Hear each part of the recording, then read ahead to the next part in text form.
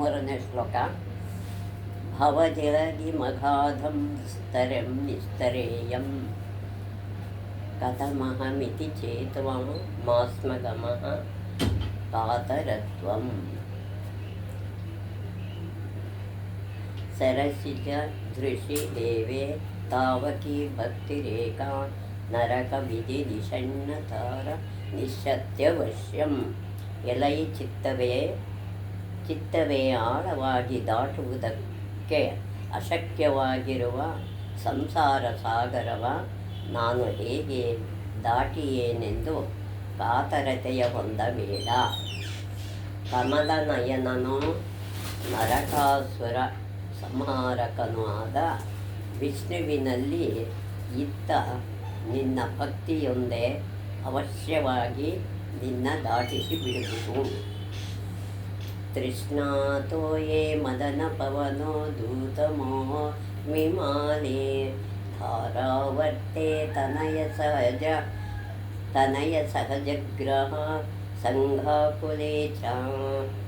ಸಂಸಾರಕ್ಕೆ ಮಹತಿ ಜಲಧೌ ಮಜ್ಜತಾಂ ನ ಸ್ತ್ರೀಧಾಮನ್ ಪಾದಾಂಬೋಜ ವರದ ಭವತೋ ಭಕ್ತಿನಾಮಂ ಪ್ರಯಚ್ಛ. ಎಲೈ ವರದಾಯಕನೇ, ಮೂರು ಲೋಕಗಳ ಒಡೆಯನೇ, ಬಯಕೆ ಎಂಬ ನೀರು ಕಾಮವೆಂಬ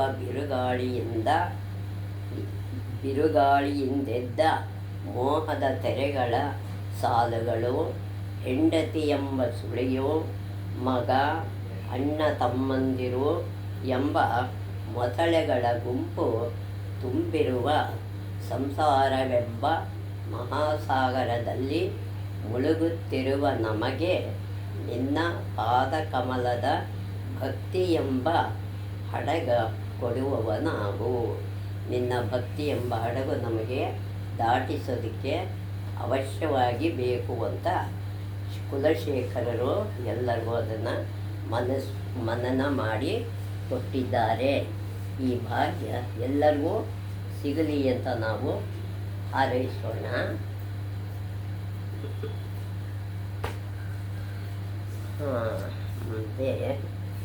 ಮುಂದೆ ನಾವು ಕರ್ಣನ ವಿಷಯಕ್ಕೆ ಬರೋಣ.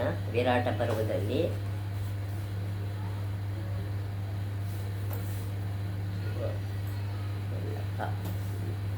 ಮುಂದೆ ಸೂರ್ಯ ಅವನಿಗೆ ಹೇಳಿ ಹೋಗ್ತಾನೆ, ನೀನು ಕೊಡಬೇಡ ಅಂತ ಮುಂದೆ ಹೇಳಿರ್ತಾನಲ್ವ. ಹಾಗೆ ನನಗೆ ನಿನ್ನ ಬಗ್ಗೆ ಹೆಮ್ಮೆ ಎನಿಸುತ್ತಿದೆ.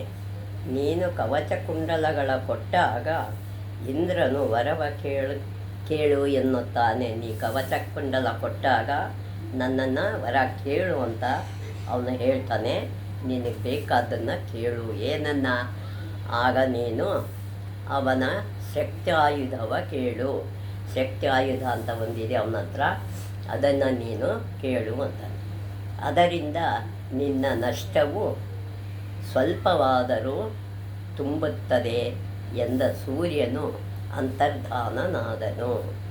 ಅಂತರ್ಧಾನನಾಗಿ ಹೋಗ್ತಾನೆ.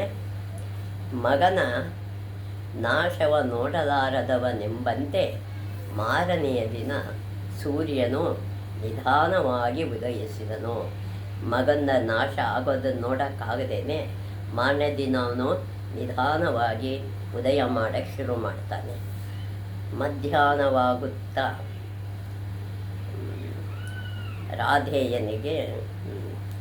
ರಾಧೇಯನಿಗೆ ಅವನ ಜ್ವರ ಬಂದಂತಾಗಿ ಆಯಿತು, ಉದಯಿಸಿದನು. ಮಧ್ಯಾಹ್ನವಾಯಿತು. ರಾಧೇಯನಿಗೆ ಜ್ವರ ಬಂದಂತಾಗಿ ಕಣ್ಣುಗಳು ಉರಿಯುತ್ತಿದ್ದವು. ಜ್ವರ ಬಂದಾಗಾಯಿತು, ಕಣ್ಣುಗಳು ಉರಿತರೈತೆ. ಪೂಜೆ ಮುಗಿಸಿದ ರಾಧೇಯನು ಇಂದ್ರನಿಗಾಗಿ ಕಾಯುತ್ತಿದ್ದನು. ದಾನಕ್ಕೆ ಬಂದೇ ಬರ್ತಾನೆ ಅಂತ ಗೊತ್ತಿತ್ತು, ಅವನಿಗೆ ಕಾಯ್ತಾ ಇರ್ತಾನೆ. ನಗಾರಿಯಂತೆ ಬಡಿಯುತ್ತಿತ್ತು ಅವನ ಹೃದಯವೋ ನಗಾರಿಯಂತೆ ಬಡಿಯುತ್ತಿತ್ತು. ತನ್ನ ಅಭ್ಯಾಸದಂತೆ ರಾಧೇಯನು ಅವನ ಪಾದಗಳಿಗೆ ವಂದಿಸಿ ಆಸನವ ಕೊಟ್ಟು ಮರ್ಯಾದೆ ಮಾಡಿದನು. ಬಂದವನಿಗೆ ಕಾಲು ತೊಳೆದು ಅವನಿಗೆ ಮರ್ಯಾದೆ ಮಾಡಿ ಆಸನ ಕೊಟ್ಟು ಕೂಡಿಸ್ತಾನೆ. ಕೈ ಮುಗಿದು ವಿನೀತನಾಗಿ ನಿಂತು, ಅಯ್ಯ ಬ್ರಾಹ್ಮಣ, ನೀನು ಕೇಳುವುದನ್ನು ಕೊಡುತ್ತೇನೆ ಕೇಳು ಎನ್ನಲು, ಅವನು, ಇತರ ಬ್ರಾಹ್ಮಣರ ಹಾಗೆ ನಾನು ನಿನ್ನ ಸಿರಿ ಸಂಪತ್ತ ಹಸು ಆಗಲಿ ಕೇಳುವುದಿಲ್ಲ. ನಾನು ಬೇರೆಯವರ ಹಾಗೆ ಸಿರಿ ಸಂಪತ್ತು ಹಸು ಕೊಡು ಅಂತ ನಾನೇನು ಕೇಳಲ್ಲ. ನನಗೆ ನಿನ್ನ ಕವಚ ಕುಂಡಲಗಳು ಬೇಕು, ನಿನ್ನಲ್ಲಿರ್ತಕ್ಕಂಥ ಕವಚ ಕುಂಡಲ ನನಗೆ ಬೇಕು ಅಂತ ಕೇಳ್ತಾನೆ. ರಾಧೇಯನು ನಕ್ಕು, ನಿನ್ನ ಕೋರಿಕೆ ವಿಚಿತ್ರವಾಗಿದೆ, ನಿನ್ನ ಕೋರಿಕೆ ತುಂಬ ವಿಚಿತ್ರ ಆಗಿದೆ. ಈ ಕವಚ ಕುಂಡಲಗಳು ನನ್ನ ಶರೀರದಿಂದ ಬೇರ್ಪಡಿಸಲಾಗದು, ನನ್ನ ಶರೀರದಿಂದ ಇದನ್ನು ತೆಕ್ಕೊಡೋಕ್ಕಾಗಲ್ಲ. ಇವುಗಳಿಗಿಂತ ಬೆಲೆ ಬಾಳುವ ಬೇರೆ ಕವಚ ಕುಂಡಲಗಳ ಕೊಡುತ್ತೇನೆ, ಇದಕ್ಕಿಂತ ಬೆಲೆ ಬಾಳುವಂಥದ್ದು ನಾನು ಕೊಡ್ತೀನಿ, ಇದನ್ನು ಬಿಡು ಅಂತ ಕೇಳ್ತಾನಷ್ಟೆ. ನನ್ನ ರಾಜ್ಯವನ್ನೇ ಬೇಕಾದರೂ ಕೊಡುತ್ತೇನೆ, ಆದರೆ ಇವನ್ನು ಹರಿದು ತೆಗೆಯಲಾಗದು, ಇದನ್ನು ಕತ್ತರಿಸಿ ತೆಗೆಯೋಕ್ಕಾಗಲ್ಲ, ಅದರಿಂದ ಇದು ಕೊಡೋಕ್ಕೆ ಸಾಧ್ಯ ಇಲ್ಲ ಅಂತ ಅಂತಾನೆ. ಬ್ರಾಹ್ಮಣನು, ನೀನು ದಾನಿಗಳಲ್ಲೆಲ್ಲ ಶ್ರೇಷ್ಠನೆಂದು ಕೇಳಿದ್ದೇನೆ, ದಾನಗಾರರೆಲ್ಲ ನೀನೇ ಶ್ರೇಷ್ಠ ಅಂತ ನಾನು ಕೇಳಿದ್ದೀನಿ. ನನಗೆ ಬೇರೇನೂ ಬೇಡ, ಇವುಗಳನ್ನೇ ಕತ್ತರಿಸಿ ಕೊಡು. ಇದು ನೀನು ಹಿಂದೆಂದೂ ಕೊಟ್ಟಿರದ ಇಂಥ ದಾನ ನೀವು ಎಂದೂ ಕೊಟ್ಟಿರೋಲ್ಲ, ಮುಂದೆ ಕೊಡೋಕ್ಕೂ ಆಗಲ್ಲ, ನಿನಗೆ ಕೊಟ್ಟಿರದ ಮುಂದೆಂದು ಕೊಡಲು ಆಗದ ದಾನವಾಗುತ್ತದೆ ಎಂದನು. ರಾಧೇಯನು ನಕ್ಕು, ದೇವ, ನೀನು ಇವುಗಳ ಪ್ರಕಾಶಕ್ಕೆ ಮಾರಿ ಹೋಗಿರುವೆಯಾ, ಅಂದರೆ ಮಾರು ಹೋಗಿದ್ಯಾ, ನಿನಗೆ ಏನೋ ಇದು ಇಷ್ಟು ಪ್ರಕಾಶವಾಗಿದೆ ಅಂತ ನಿನಗೆ ಮಾಯ ಮುಚ್ಚಿದೆಯಾ, ಇದು ನನ್ನಿಂದ ಕೊಡೋಕ್ಕೆ ಸಾಧ್ಯ ಇಲ್ಲ. ಇವು ಸಾಧಾರಣ ಕವಚ ಕುಂಡಲಗಳಲ್ಲ, ಸಾಧಾರಣದಲ್ಲ, ದೇವತೆಗಳು ಸೇವಿಸುವ ಅಮೃತದಲ್ಲಿ ಅದ್ದಿ ಇವನ್ನು ತರಲಾಗಿದೆ. ಈ ಕವಚ ಕುಂಡಲಗಳನ್ನು ಅಮೃತದಲ್ಲಿ ಅದ್ದಿ ತೆಗೆದಿದೆ. ನನ್ನ ಮೃತ್ಯುವಿನಿಂದ ಕಾಪಾಡುವುದಕ್ಕೆಂದೇ ಇವು ನನ್ನ ಮೇಲೆ ಜೋಡಿಸಲಾಗಿದೆ. ಈ ಮೃತ್ಯುವಿಂದ ನನ್ನ ಗೆಲ್ಲೋಕ್ಕೆ ಅಂತಲೇ ಇವು ನನ್ನಲ್ಲಿ ಇದೆ.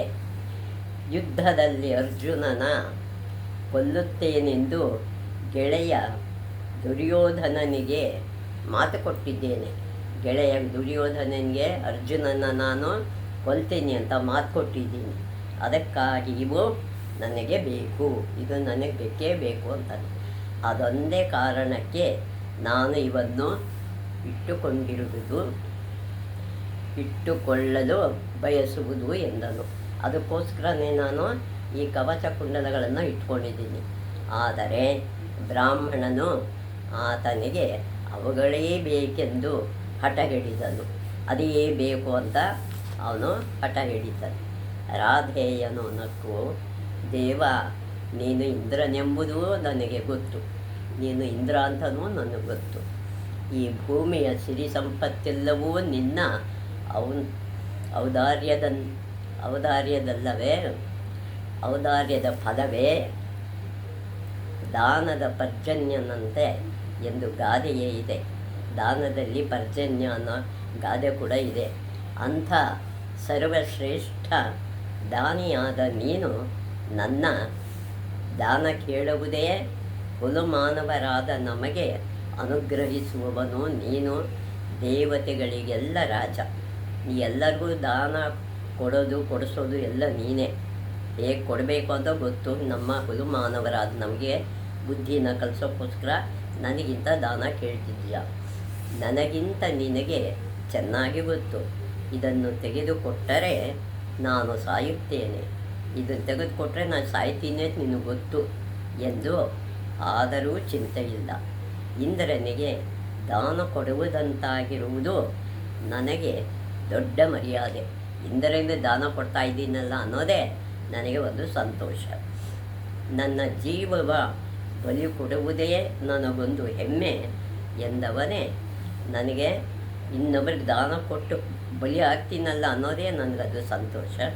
ಹಾಗಂಥೇಳಿ ಕವಚ ಕುಂಡಲಗಳನ್ನು ತನ್ನ ದೇಹದಿಂದ ಕತ್ತರಿಸಿ ಬ್ರಾಹ್ಮಣನ ಪದತಲದಲ್ಲಿಟ್ಟನು. ಬ್ರಾಹ್ಮಣನ ಕಾಲತ್ರ ಅವನು ಇಡ್ತಾನೆ. ತಾನು ನಂಬಿದ ತತ್ವಕ್ಕಾಗಿ ಮಾಡಿದ ಈ ತ್ಯಾಗ ರಾಧೇಯನ ಮುಖವ ಉಜ್ವಲವಾಗಿ ಬೆಳಗಿತು. ಅವನ ಮುಖ ಉಜ್ವಲವಾಗಿ ಪ್ರಕಾಶ ಆಗುತ್ತೆ, ಅವನಿಗೆ ಸಂತೋಷ ಆಗುತ್ತೆ. ಧನ್ಯತೆಯ ಆನಂದ ಭಾಷ್ಪಗಳು ಉದುರಿದವು. ನಾನು ಧನ್ಯನಾದೆ ಅಂತ ಆನಂದದಿಂದ ಆನಂದ ಭಾಷ ಬರುತ್ತೆ. ಒಂದು ಭಾವದ ಬೆಲೆ, ಅದಕ್ಕಾಗಿ ನಾವು ಎಷ್ಟು ತ್ಯಾಗ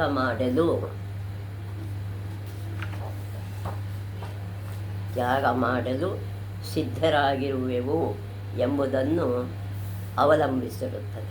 ಯಾವ ತ್ಯಾಗಕ್ಕೆ ಏನು ಮಾಡ್ತೀವಿ ಅನ್ನೋದು ಅದರ ಮೇಲೆ ಅವಲಂಬನೆ ಆಗಿರುತ್ತೆ ಈ ತ್ಯಾಗದ ಬಗ್ಗೆ. ಈ ಮಹಾತ್ಯಾಗವ ಕಂಡು ಇಂದ್ರನ ಕಣ್ಣಿನಲ್ಲೂ ನೀರೂರಿತು. ಅವನ ಕಣ್ಣಲ್ಲೂ ಕೂಡ ಇಂಥ ತ್ಯಾಗ ಮಾಡಿದ್ನಲ್ಲ ಅಂತ ಅವನಿಗೆ ಕಣ್ಣಲ್ಲಿ ನೀರು ಬರುತ್ತೆ. ಆಕಾಶದಿಂದ ಪುಷ್ಪವೃಷ್ಟಿಯಾಯಿತು. ಇಂದ್ರನು, ನಿನ್ನಂತಹ ಉನ್ನತ ವ್ಯಕ್ತಿಯ ನಾನು ಕಂಡಿಲ್ಲ, ನಿನ್ನಂಥ ದೊಡ್ಡ ವ್ಯಕ್ತಿನ ನಾನು ಇದುವರೆಗೂ ಕಂಡಿಲ್ಲ. ಸೂರ್ಯನು ನಾನು ಬರುವುದನ್ನು ಮೊದಲೇ ತಿಳಿಸಿದ್ದರೂ ಈ ದಾನದಿಂದ ನಿನಗೇನಾಗುವುದು ಎಂದು ಗೊತ್ತಿದ್ದರೂ ನೀನು ನಂಬಿದ ಭಾವಕ್ಕಾಗಿ ನಿನ್ನ ಜೀವನವ ಬಲಿಕೊಟ್ಟೆ.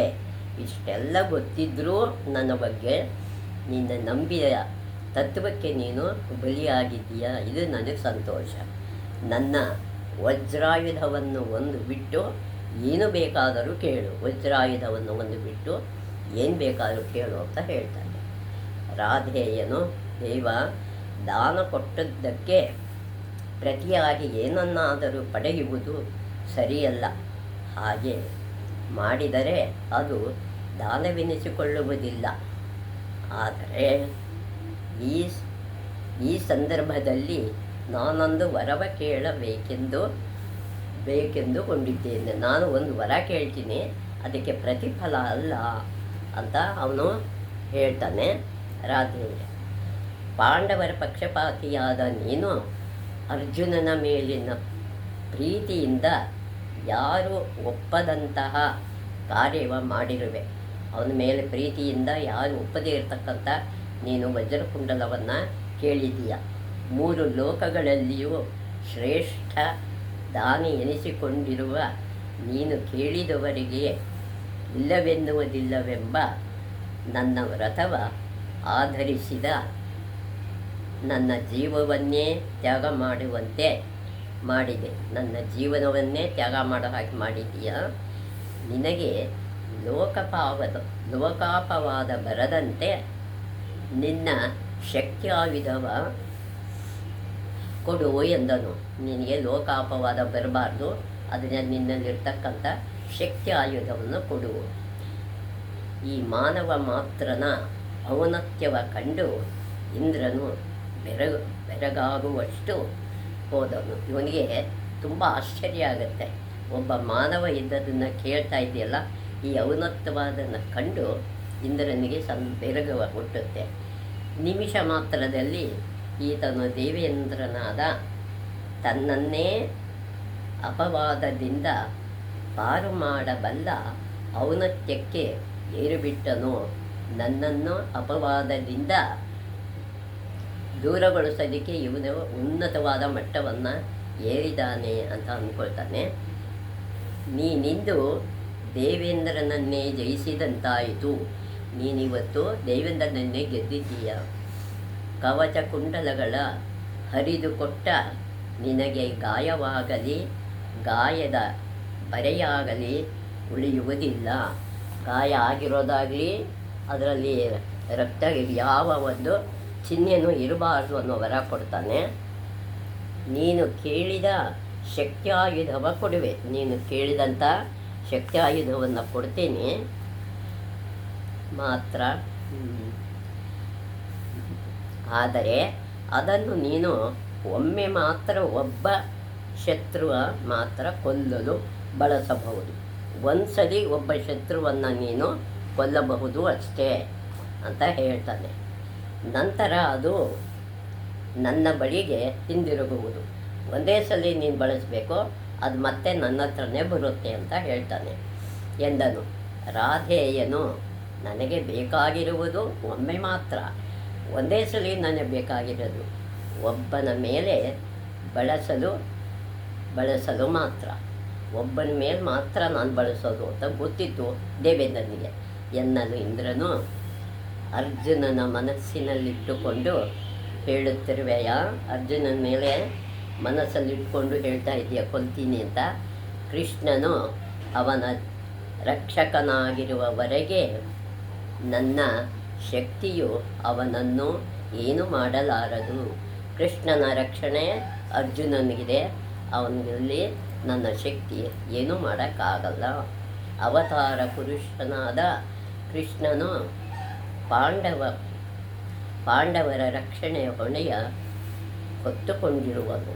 ಅವರ ರಕ್ಷಣೆನ ಅವನು ಹೊತ್ಕೊಂಡಿದ್ದಾನೆ.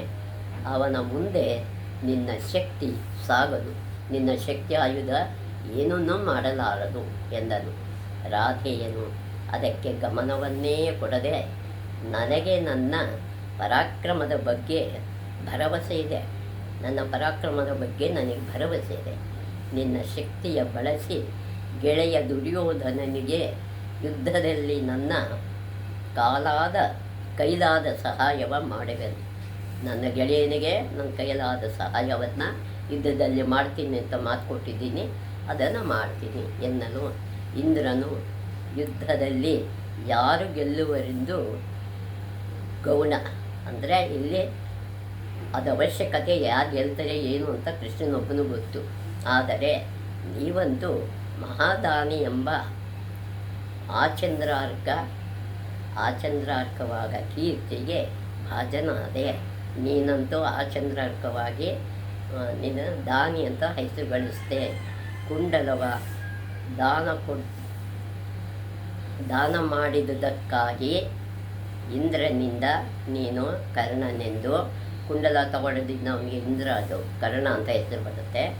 ಕವಚವ ಕೊಟ್ಟದ್ದಕ್ಕಾಗಿ ವೈಕೃತಿ ಎಂದು ವೈಕೃತಿಯನ್ನು ಹೆಸರಿದೆ ಪ್ರಸಿದ್ಧನಾಗುವೆ. ದಾನದ ಪರ್ಜನ್ಯನಂತೆ ಎಂಬ ಗಾದೆಯ ಹೇಳಿದೆ. ಇನ್ನು ಮುಂದೆ ಅದು ದಾನದ ಕರ್ತನಂತೆ ಎಂದು ಬದಲಾಗುತ್ತದೆ. ಈ ಪ್ರಪಂಚವಿರುವವರೆಗೂ ನಿನ್ನ ಹೆಸರು ಚಿರಸ್ಥಾಯಿ ಆಗಿರುತ್ತದೆ. ಪ್ರಪಂಚ ಇರೋವರೆಗೂ ನಿನ್ನ ಹೆಸರು ಉಳಿದಿರುತ್ತೆ. ಇನ್ನು ನಾನು ಹೋಗಲೇ ಎಂದನು. ಇನ್ನು ನಾನು ಬರಲ್ಲ ಅಂತ ಕೇಳ್ತಾನೆ. ರಾಧೇಯನು ಅವನ ಪಾದಗಳಿಗೆರಗಿ, ದೇವ, ನನ್ನದು ಇನ್ನೊಂದು ಕೋರಿಕೆ ಇದೆ. ಇಂದು ನೀನು ನನ್ನ ಸ್ನೇಹಿತನಾಗಿರುವೆ, ನೀನು ನನ್ನ ಇಷ್ಟಪಟ್ಟಿರುವುದು ಹೌದು, ಅದು ನನ್ನನ್ನು ಇಷ್ಟಪಟ್ಟಿದೆಯಾ, ನನ್ನ ಮಿತ್ರನಾಗಿದೆಯಾ ಎಂದಾದರೆ ನಾನು ಕೇಳೋ ಪ್ರಶ್ನೆ ಉತ್ತರ ಹೇಳು ಅಂದರೆ ನನ್ನ ಜನ್ಮ ರಹಸ್ಯವನ್ನು ಹೇಳು. ಒಂದು ಉಪಕಾರ ಮಾಡುತ್ತೀಯ. ನನ್ನ ಜನ್ಮದಿಂದಾಗಿ ಅನೇಕ ವರ್ಷಗಳಿಂದ ನಾನು ಯಾತನೆ ಅನುಭವಿಸುತ್ತಿರುವೆ. ನನಗೆ ಅನೇಕ ವರ್ಷಗಳಿಂದ ನಾನು ಯಾರು ಅಂತ ತಿಳ್ಕೊಳ್ಬೇಕಾಗಿದೆ. ಆ ಉಪಕಾರ ನೀನು ಮಾಡ್ತೀಯಾ ಅಂತ. ಆ ಚಿದಂಬರ ರಹಸ್ಯವ ಭೇದಿಸಲು ನನಗೆ ಸಾಧ್ಯವಾಗಿಯೇ ಇಲ್ಲ. ನೀನು ನನಗೆ ತಿಳಿಸುವೆಯ, ರಹಸ್ಯವನ್ನು ತಿಳಿಸ್ತೀಯ ಅಂತಾನೆ. ನಾನು ಯಾರು, ನನ್ನ ತಂದೆ ತಾಯಿಗಳು ಯಾರು, ನನ್ನ ಈ ಯಾತನೆಯ ಕೊನೆಗೊಳಿಸುವೆಯ ಅಂತ ಪ್ರಶ್ನೆ ಕೇಳಿದಾಗ ಎಂದು ಬೇಡಿದನು. ಇಂದ್ರನು ಅವನ ಕರುಣಾಪೂರ್ಣ ದೃಷ್ಟಿಯಿಂದ ನೋಡಿ, ಅದನ್ನು ತಿಳಿಸಲು ನನಗೇನೋ ಇಷ್ಟ, ಆದರೆ ಕಾಲ ಪಕ್ವವಾಗುವವರೆಗೆ ನೀನಂದಂತೆ ಅದು ಚಿದಂಬರ ರಹಸ್ಯವೇ.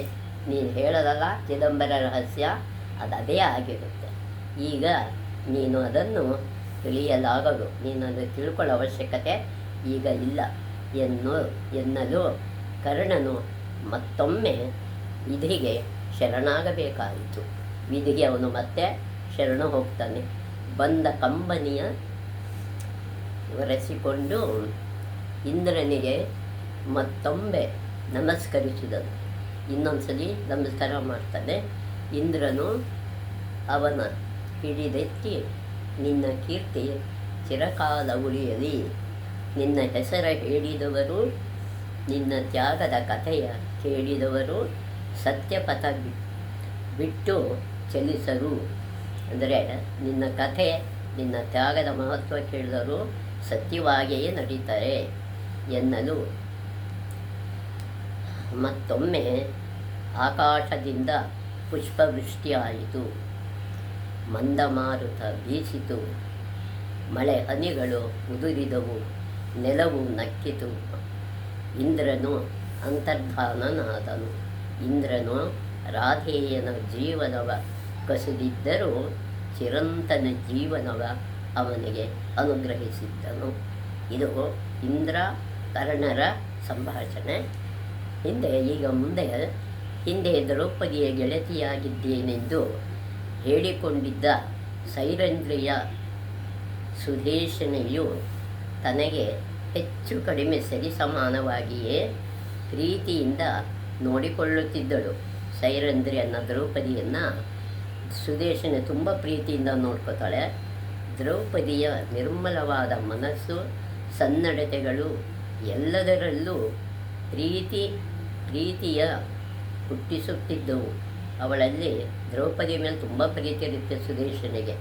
ವಿರಾಟನ ಅರಮನೆಯಲ್ಲಿ ಅವಳು 10 ತಿಂಗಳ ಅಜ್ಞಾತವಾಸವ ಕಳೆದುದಾಯಿತು. ಅಜ್ಞಾತವಾಸವನ್ನು 10 ತಿಂಗಳು ಕಳೆದಿರ್ತಾಳೆ. ಆ ಒಂದು 2 ತಿಂಗಳ ಮಾತ್ರ ಉಳಿದಿರುತ್ತೆ. ಅಷ್ಟೇ ಹೊತ್ತಿಗೆ ರಾಣಿಗೆ ಕೀಚಕನೆಂಬ ತಮ್ಮನಿದ್ದಾನೆ. ಕೀಚಕ ಅಂತ ಒಬ್ಬ ತಮ್ಮ ಇರ್ತಾನೆ ಅಂತ 3 ಜನ ಇರ್ತಾರೆ. ಇವನು ಮುಖ್ಯವಾದವನು. ಇವನಿಗೆ ತಮ್ಮ ಅನ್ನಿಸ್ಕೊಂಡವನು. ಸೇನಾಧಿಪತಿ ಅವನು. ವಿರಾಟ ನಗರಕ್ಕೆ ರಾಣಿಗೆ ಕೀಚಕನ ತಮ್ಮನಿದ್ದನು. ಅವನು ಸೇನಾಧಿಪತಿ. ಪಾಂಡವರು ವಿರಾಟ ನಗರಕ್ಕೆ ಬಂದಾಗ ಅವನು ದಿಗ್ವಿಜಯಕ್ಕಾಗಿ ಹೋಗಿದ್ದನು. ದಿಗ್ವಿಜಯಕ್ಕೋಸ್ಕರ ಅವನು ಹೋಗಿರ್ತಾನೆ. ಅವನೀಗ ನಗರಕ್ಕೆ ಹಿಂದಿರುಗಿದುದರಿಂದ ಏನಾಗುತ್ತೆ, ವಿಜಯೋತ್ಸವಗಳು ನಡೆದವು. ಅವನು ಗೆದ್ದು ಬರ್ತಾನೆ ಅಂತ ಹೇಳಿ ಎಲ್ಲರಿಗೂ ವಿಜಯೋತ್ಸವ ಆಗಿರುತ್ತೆ. ಎಲ್ಲರೂ ಆಚರಿಸ್ತಾ ಇರ್ತಾರೆ. ಅಕ್ಕನ ಕಂಡರೆ ಅವನಿಗೆ ಬಹು ಪ್ರೀತಿ, ತುಂಬ ಪ್ರೀತಿ ಅವನಿಗೆ. ಅಕ್ಕನ ಕಂಡ್ರೆ ಅದಕ್ಕೋಸ್ಕರ ಎಲ್ಲಿಗೆ ಬರ್ತಾನೆ, ಅಲ್ಲಿಗೆ ಅವಳ ಅಂತಃಪುರಕ್ಕೆ ಬರ್ತಾನೆ. ಅವಳ ಮಾತನಾಡಿಸುವುದಕ್ಕೆಂದು ಅವಳ ಅಂತಃಪುರಕ್ಕೆ ಬಂದನು. ಅಕ್ಕನ ಅರಮನೆಗೆ ಇವನು ಬರ್ತಾನೆ. ಹಿಂದಿರುಗುವಾಗ ರಾಣಿಯ ಹೂವು ಬಿಟ್ಟ ಮರಗಳ ಉದ್ಯಾನವನವು ವಸಂತಕಾಲದ ಆಗಮನವ ಸಾರಿತು.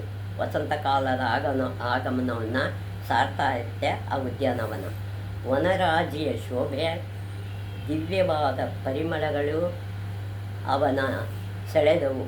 ಅಂಥ ಸುಗಂಧ ಹೂಗಳು ಶೋಭೆಯಾಗಿ ಕಾಣಿಸ್ತಾ ಇರುತ್ತೆ.